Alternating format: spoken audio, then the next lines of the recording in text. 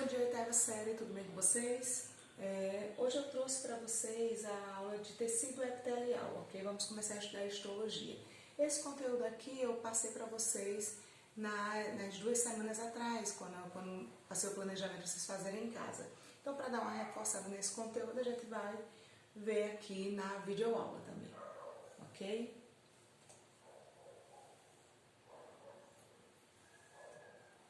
Então aqui, histologia. Histologia, na verdade, é o que? É o estudo dos tecidos.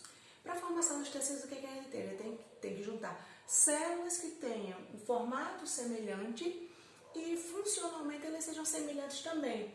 Então, se eu junto várias células com características semelhantes, então eu consigo formar um tecido, certo? Aí, se eu junto vários tecidos, eu vou formar um órgão e depois sistemas e assim por diante, ok? Então, aqui coloquei aqui esses cachorrinhos representando, né? Então, várias células semelhantes, tudo parecidinha, cada cachorrinho desse representando uma célula, então, formando, no caso, um tecido. Então, eles têm forma semelhante e funcionalmente eles são semelhantes também, para poder formar aquele determinado tecido, ok? Hoje a gente vai ver a parte do tecido epitelial apenas, certo? Então, temos como tecidos, principais tecidos, tecido epitelial, tecido conjuntivo, muscular e nervoso. Então, hoje a gente vai se deter ao tecido epitelial. Então, aqui, características. Pouca ou sem substância intercelular. Bem, o que seria essa substância intercelular? Seria uma substância que ficaria entre uma célula e outra. Ok? Então, tem pouquíssima substância intercelular ou não tem substância intercelular no tecido epitelial, certo? Então, pouco espaço intercelular. Se substância intercelular é a substância que fica entre uma célula e outra, espaço intercelular seria o quê? Seria esse local onde essa substância estaria. Então, espaço entre uma célula e outra. Consequentemente, se ele tem pouco espaço intercelular, então a gente diz que as células elas são juntapostas, ok? Então, elas são bem aderidas, bem coladas, uma muito próxima da outra. Diferente de outros tecidos que têm um maior espaço entre uma célula e outra. Então, no caso do tecido epitelial, as células elas são bem coladas. Avascular, se eu digo que ela é avascular, é porque a gente não tem vascularização. Na hora que você corta seu braço, por exemplo, se você cortar bem, se você arranhou, ficou bem superficial, às vezes aparece só um risquinho e você vê só aquela parte mais avermelhada, mas não chega a sangrar.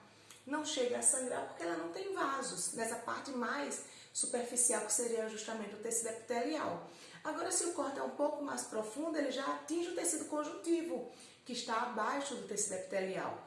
Então, se atinge o tecido conjuntivo, que é vascular, então aí vai sangrar e vai sair pelo tecido epitelial. Mas não é o tecido epitelial que é vascularizado, é o tecido conjuntivo. Inclusive, a nutrição das células do tecido epitelial, ela vem através do tecido conjuntivo. Então, essa vascularização do tecido conjuntivo é quem nutre as células do tecido epitelial. E grande poder de regeneração. Outra coisa, voltando para o exemplo do braço.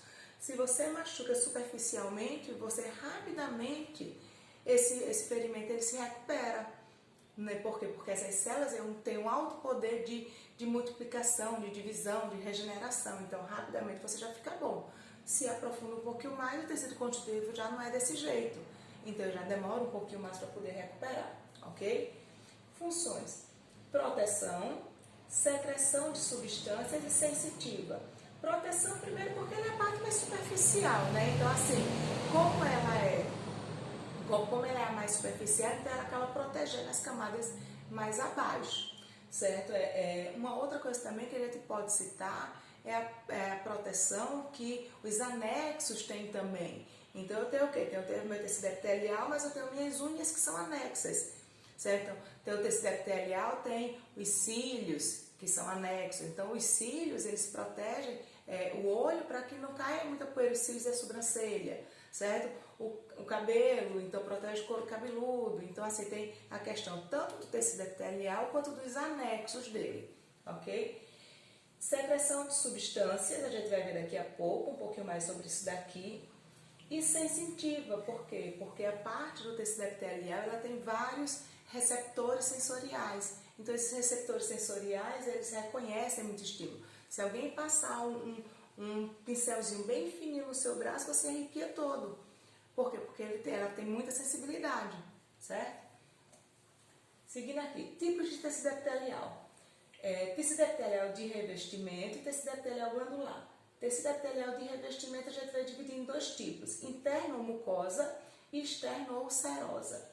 No caso do interno ou mucosa, boca, estômago e intestino, ele está dizendo que ele reveste internamente, ok? Ele vai revestir internamente a boca, vai revestir internamente o estômago, vai revestir internamente o intestino.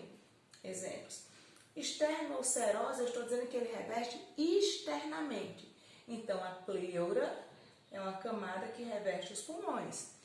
Pericárdio é uma camada de tecido epitelial que reveste o coração. Peritônio é uma camada de tecido epitelial que reveste órgãos da região abdominal. Então, quando eu digo que é interno, é porque ele reveste internamente. Quando eu digo que é externo, eu digo que ele reveste externamente, ok? Então, é como se aqui fosse um órgão, internamente eu tenho uma mucosa e externamente eu tenho uma serosa, ok? Tecido epitelial glandular, glândulas exócrinas e glândulas endócrinas. Glândulas exócrinas, a secreção é mandada para fora do corpo ou para dentro de órgãos, ok? Então, como exemplo aqui, a glândula lacrimal, certo? Então, eu tenho o quê? Ela vai colocar a secreção para fora do corpo da gente, ok? Então, vai para fora do corpo. Glândulas endócrinas, a secreção ela é mandada para as correntes sanguíneas, então no caso de hormônios. Então ocorre a produção de hormônio e ele vai para dentro da corrente sanguínea e aí vai espalhar pelo corpo. Eu coloquei aqui a observação de glândulas mistas, certo? Que seria glândula mista? Glândula mista é aquela que ela tem as duas funções, digamos assim. Ela tanto se enquadra como glândula exócrina, como ela se enquadra como glândula endócrina. Exemplo disso, as gônadas. Seria o quê? Seria testículos e ovários. Testículo, no caso, ele produz os espermatozoides, ele vai para fora. Então, e tem os hormônios que vai para a corrente sanguínea. O ovário, ele produz os óvulos que vão para fora do ovário, daquele órgão que produziu aquilo ali. E tem os hormônios também que vão para a corrente sanguínea. Então, ele tem as duas partes. Tanto tem função endócrina como tem função exócrina. Ok? Quanto à diferença dos epitélios, quanto à forma e o número de camadas. Quanto à forma, eu posso dizer que o epitélio pode ser pavimentoso, cúbico ou cilíndrico. Pavimentoso é células achatadas, cúbico, células quadradas e cilíndrico, células colunares. Ok? Número de camadas, ele pode ser simples, estratificado ou pseudoestratificado. Simples. Ele vai ter o quê? Ele vai ter uma camada de células, estratificado ele tem mais de uma camada de células e pseudoestratificado ele tem uma só camada de células, mas dá a impressão, pelo posicionamento dessas células, que ele tem mais de uma camada de células, ok? Então, assim, a gente, visualmente falando, ele parece estratificado, mas ele, na verdade, ele é um simples, então a gente chama de pseudoestratificado. Então, aqui alguns exemplos, ó. Epitélio pavimentoso, tá aqui. Simples pavimentoso, tá aqui. Epitélio sem pavimentoso, tem apenas uma camada de células e ele tem células achatadas. Sim, se por acaso caísse numa prova você colocar o nome do epitélio, você tem que se preocupar com a camada mais externa, a camada superior dele, caso ele tenha mais de uma camada, e o formato daquela camada e se ele tem mais de uma ou não, certo? Nesse caso aqui do simples, ele só tem uma camada, então eu só tenho que me preocupar com isso.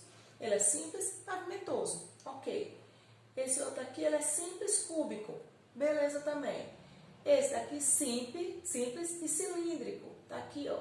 Epitélio cilíndrico simples, ou epitélio simples cilíndrico, tanto faz. Esse daqui, já dá para você observar que ele tem mais de uma camada de células, ok? Então, o que é que eu vou prestar atenção? Não me interessa se essa daqui ela é cilíndrica, se a outra é quadrada, não me interessa. Me interessa que a última camada, a superior, ela é o quê? Achatada. Se ela é achatada, ela é pavimentosa. mas ela não tem mais de uma camada, então eu vou chamar ele de epitélio pavimentoso, porque é o formato da célula da última camada, e ele é estratificado porque ele tem mais de uma camada.